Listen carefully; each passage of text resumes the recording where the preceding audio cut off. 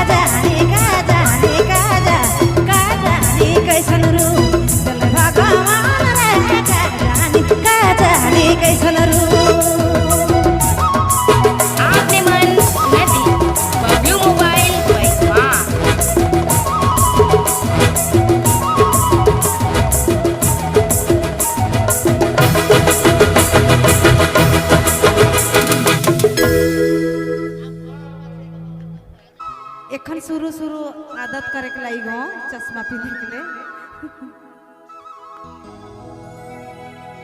हे रे ही तोहरे सूरतिया अरे मन मोर के मोहिला का जानी कैसन रू ही तेरे भगवान रे का जानी कैसन रू। सच में मैं बताई के लाई हूँ अपने मन के कि सब कलाकार से हट के सुन रहा उलासदा है नहीं। जोरदार ताली होनी चाहिए तो मैं जानबू कितना जन सच माने ना। बस चाहिए 5 गो। चला ठीक है। अरे